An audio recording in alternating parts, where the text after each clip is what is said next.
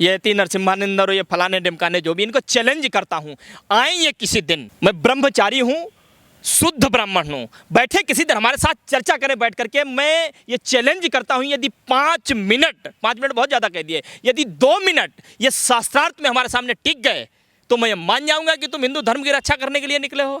2 minute बात नहीं कर सकते, ये कुतर्कों का सहारा ले लेंगे तो ये करते आए हैं, लगातार करते रहेंगे। लेकिन यदि सनातन पे, यदि धर्म पे इनसे बात की जाए, मुझे पूरा विश्वास है ये 2 मिनट नहीं टिक सकते। चैलेंज है हमारा।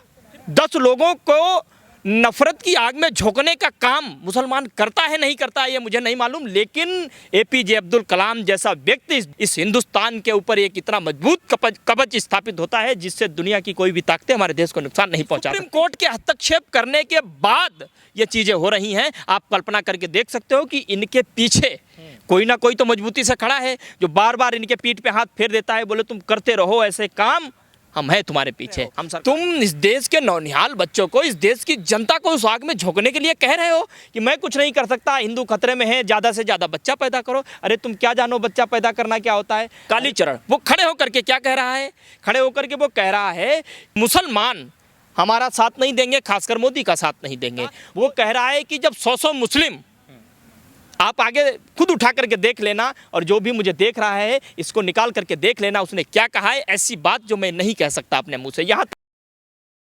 हमारे साथ मौजूद हैं गोपाल तिवारी जी, जो कि सामाजिक स्वार्थ के लिए जो है लगातार धरातल पे काम करते रहे हैं।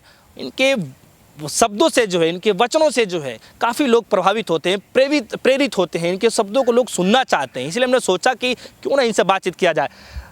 गोपाल तिवारी जी, बहुत सी चीज़ें हैं, चर्चा करना बनेगा। क्या लग रहा है आज अलीगढ़ के अंदर में जो है सनातन धर्म सम्मेलन हुआ और जितने भी लोग उसके अंदर सम्मिलित हुए, लोगों को बोला गया कि ज़्यादा से ज़्यादा बच्चे पैदा करो वरना बहुत हालत गड़बड़ा जाएगा। क्या लग रहा है? देखिए, पहले जिस सनातन धर्म सम्मेलन की आप बात कर रहे हो उसको मैं सनातन धर्म सम्मेलन नहीं कहता।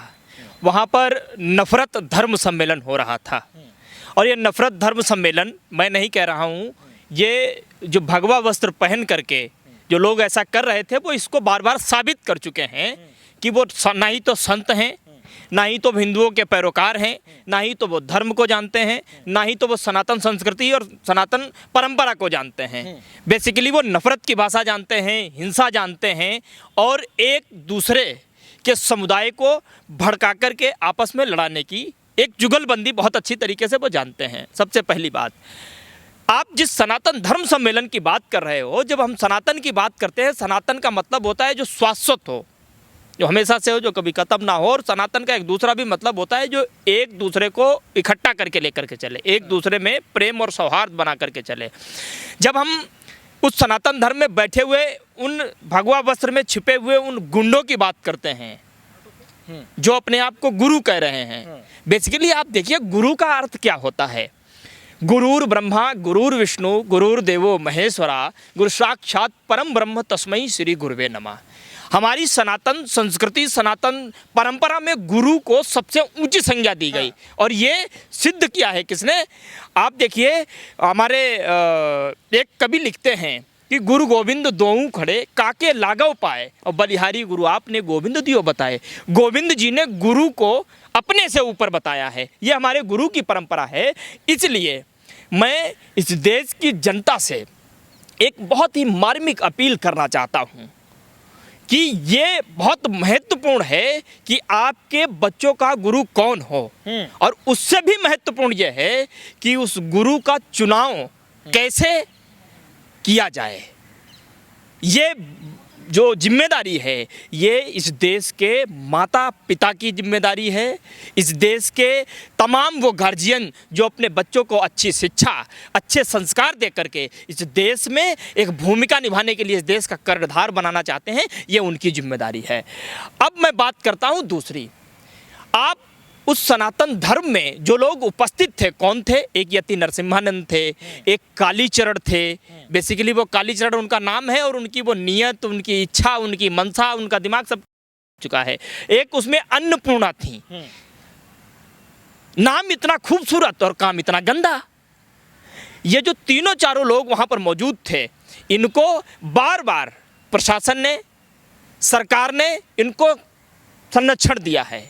एक ही हमारे इस देश में संस्था है सुप्रीम कोर्ट, जिसने इससे पहले आपको अगर पता हो तो उत्तराखंड सरकार को सुप्रीम कोर्ट ने फटकार लगाते हुए कहा था कि अगर इस तरीके से धर्म संसद पे कहीं पर नफरती भाषणों को दिया जाता है और सरकार प्रशासन यदि कुछ नहीं करती है तो फिर मुझे हस्तक्षेप करना होगा, जिसकी चर्चा एन.वी. रमन्ना परसों वाले एक सम्मेलन में जहां प्रधानमंत्री स्वयं मौजूद थे वो वहां कर भी रहे थे कि अगर गवर्नेंस कानून व्यवस्था को बनाए रखते हुए अपना काम करे तो न्यायपालिका हस्तक्षेप उसमें नहीं करे, ये उसका जिक्र कर रहे थे और जिक्र के साथ में वो अपनी चिंता भी उसमें व्यक्त कर रहे थे। आप देखिए, मैं वहीं से एक व्यक्ति का नाम उठाता हूं, यति नरसिम्हानंद। आप समझिए, कड़ी समझिए कि कड़ियां कैसे जुड़ी हैं। यति नरसिम्हानंद जब वहां धर्म संसद हरिद्वार में हुई, उनको सजा हुई, जेल गए, जेल से बाहर आए तो जमानत में साफ ये लिखा गया कि ये व्यक्ति ना ही तो किसी धर्म संसद जैसी उसमें शामिल हो सकता है और ना ही तो ये किसी भी तरीके की नफरती भड़काऊ बयान दे सकता है। लेकिन बावजूद उसके बीते कुछ दिनों पहले हिमाचल प्रदेश के एक ऊना में एक धर्म संसद हुई, वहाँ जाकर के इसने फिर से भड़काऊ भाषण दिए, लोगों को भड़काया कि तलवार उठा लो, हथियार उठा लो, तमंचे उठा लो, आपका देश खतरे में है। अभी आप देखिए अलीगढ़ में हुई तो अलीगढ़ में ये एक था, दूसरा वाला भी जेल से छूट करके आया, कालीचरण, जब वो छत्तीसगढ़ सरकार ने जब उसे गिरफ्तार किया, अब दोनों मौजूद थे। अब आप देखिए, एक तो ये कह रहा है कि मैं कुछ नहीं कर सकता। अरे भाई क्यों नहीं कर सकते, तुम पल्ला क्यों झाड़ रहे हो, तुम खुद ही निकलो ना। लेकिन तुम क्या कर रहे हो, तुम इस देश के नौनिहाल बच्चों को, इस देश की जनता को उस आग में झोंकने के लिए कह रहे हो कि मैं कुछ नहीं कर सकता, हिंदू खतरे में है, ज़्यादा से ज़्यादा बच्चा पैदा करो। अरे तुम क्या जानो बच्चा पैदा करना क्या होता है। अरे बच्चा पैदा करना ही नहीं होता है, बच्चे को पैदा करने के बाद में उसे पढ़ाना होता है, उसे लिखाना होता है, उसे अच्छे संस्कार देने होते हैं, उसके लिए व्यवस्थाएं करनी पड़ती हैं। जिसके 2 बच्चे होते हैं उनके माँ बाप से पूछो आज के समय में 2 बच्चों को पालना कितना कठिन है, उनको पढ़ाना कितना कठिन है, उनकी महीने की फीस भरना कितना कठिन है। इस बात को बहुत अच्छी तरीके से आप जानते हो। दूसरी बात, जो दूसरा संत है कालीचरण, वो खड़े होकर के क्या कह रहा है, खड़े होकर के वो कह रहा है मुसलमान हमारा साथ नहीं देंगे, खासकर मोदी का साथ नहीं देंगे। वो इस तरीके की बात कर रहा है। दूसरी बात और क्या कह रहा है जो कि मैं अपनी जुबान से कह नहीं सकता, वो कह रहा है कि जब 100 मुस्लिम, आप आगे खुद उठा करके देख लेना और जो भी मुझे देख रहा है इसको निकाल करके देख लेना उसने क्या कहा है। ऐसी बात जो मैं नहीं कह सकता अपने मुंह से। यहाँ तक कि ये बात टीवी चैनल ने चलाई, मुख्य धारा के टीवी चैनलों ने चलाया, उन्होंने भी इस बात को नहीं कह पाया, इतनी गंदी बात वो कह रहा है। अब आप देखिए, जब ये इस तरीके की बात करते हैं तो मुझे बताइए, मैं जनता से पूछना चाहता हूँ, आप वीर अब्दुल हमीद को क्या कहोगे, आप APJ अब्दुल कलाम को क्या कहोगे, जिन्होंने इस देश को बचाने के लिए अपना सर्वोच्च न्यौछावर कर दिया।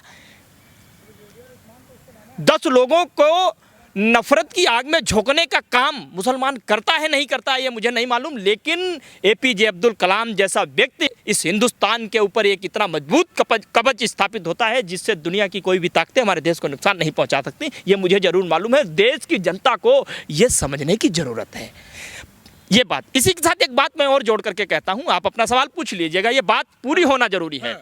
ये जो भी नफरती हैं वहाँ पर कालीचरण, यति नरसिम्हा, अन्नपूर्णा, ये मैं कहता हूं कि जाएं उत्तर प्रदेश में ही किसी भी स्कूल में जाकर के स्कूलों की हालत देखें, स्कूलों की हालत क्या है आज, वहां की शिक्षा व्यवस्था किस तरीके से जर्जर हो चुकी है, इनको पता चल जाएगा। एक अच्छे खासे स्कूल में यदि ये जाएं बच्चों को संबोधित करने के लिए, इन्हें स्कूल में घुसने की अनुमति नहीं दी जाएगी। इनका ये हाल है।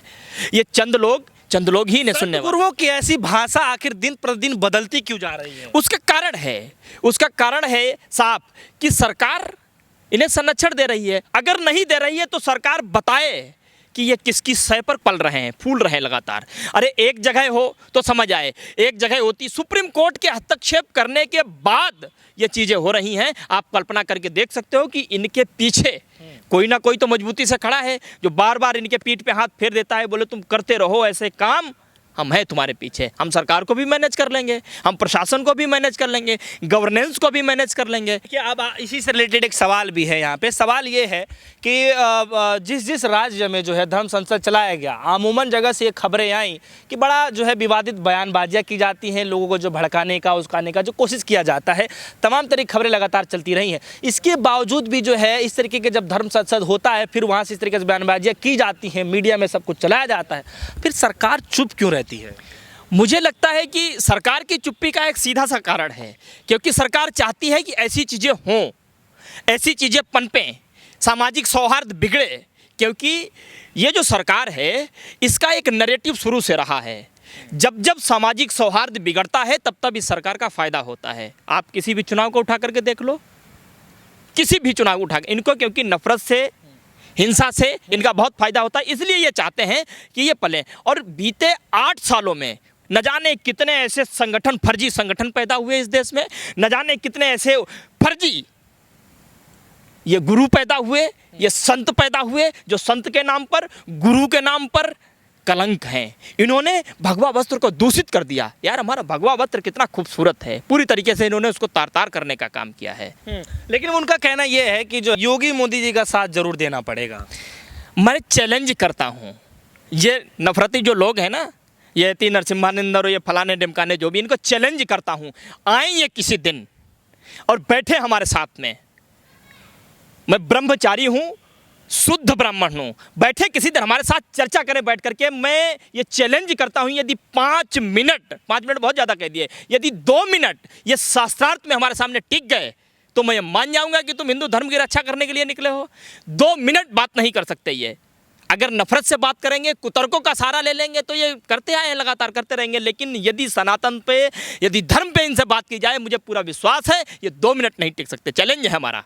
फिर बांट क्या रहे हैं? इस तरीके का धर्म संसद चला करके लोगों के बीच में बांट क्या रहे हैं? जायज़ सी बात है, नफरत बांट रहे हैं, क्योंकि इन्हें मालूम है नफरत बांटते रहोगे तो तुम्हारा संरक्षण कोई ना कोई करता रहेगा, तुम्हारा भरण पोषण होता रहेगा।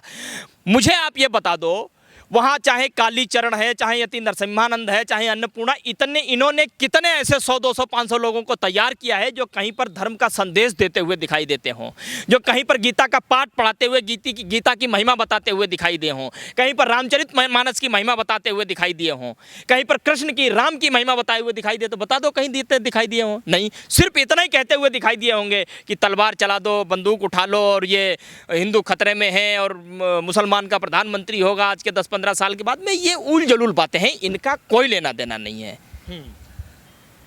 इतना सब कुछ है, फिर भी इस तरीके की बयानबाजियाँ की जाती हैं, लोगों के अंदर जो है एक गुमराह करने की कोशिश की जाती है कि असल मुद्दे से जो है भटक जा। क्या आपको भी लगता है कि असल मुद्दे से वाकई में ध्यान हटा? सिंपल सी बात है, ये दुनिया भर की जो चीज़ें लग रही हैं, तो आप ये महंगाई पे बात नहीं करेंगे, ये बेरोजगारी पे बात नहीं करेंगे, बिजली का संकट है उस पर ये बात नहीं करेंगे, कोयला खत्म हो गया पूरी तरीके से उस पर ये बात नहीं करेंगे, बेरोजगार हुए तमाम बच्चे खुदकुशी कर रहे हैं धीरे धीरे करके, ये उस पर बात नहीं कर रहे हैं। तो जायज़ सी बात है, क्योंकि सरकार चाहती है कि इस तरीके पलते रहें ताकि वास्तविक मुद्दों से लोगों का ध्यान हट जाए और मैं अपना काम आसानी से कर सकूं। इस तरीके के जो धर्मगुरु बन रहे हैं, लगातार तरीके से जो धर्म संसद चलाते हैं, तमाम तरीके के जो चलाते हैं, ऐसे गुरुओं को आप कुछ मैसेज देना चाहें? मैं ऐसे गुरुओं से कहना चाहता हूं, पहले तो तुम जो है वो भगवा वस्त्र पहनना छोड़ दो, और ये धर्म संसद का नाम जो लिखते हो उसकी जगह नफरत संसद का नाम लिखना शुरू करो, क्योंकि आपका काम नफरत फैलाना है। और आपको मैं कह रहा हूं कि हो सकता है कि सरकार आपको कुछ नहीं कह रही, और कहीं ऐसा नहीं हो किसी दिन जनता ही उठ खड़ी हो, फिर तुम्हें जो है ना मिलेगा, ये मैं बता देता हूं आपको। फिर हो सकता है कि आप पहन करके। चलिए, हमारे साथ जो है गोपाल तिवारी जी मौजूद रहे, उनसे हमने खासा बातचीत करी और इसी चीज़ पे जो है चर्चा किया जा रहा है कि सब कुछ होने के बावजूद भी जो है आखिरकार फिर से अलीगढ़ में जो है एक धर्म समुदाय को लेकर के जो है टारगेट किया गया और फिर से बयानबाजियाँ की गई। चर्चा का विषय लगातार बना हुआ है कि आखिर इस तरीके से क्यों किया जा रहा है, इसके पीछे का मकसद क्या है, क्यों किया जा रहा है। कमेंट सेक्शन में जा करके आप लोग कमेंट करके आप हमें ज़रूर बताएं कि गोपाल तिवारी जी ने जो भी कुछ कहा है उनके वाकया से आप लोग क्या समझते हैं, कितना कुछ कहा है, कितना सही है। फिलहाल के इतना ही। जुड़े हमारे साथ, देखते रहिए न्यूज़। धन्यवाद।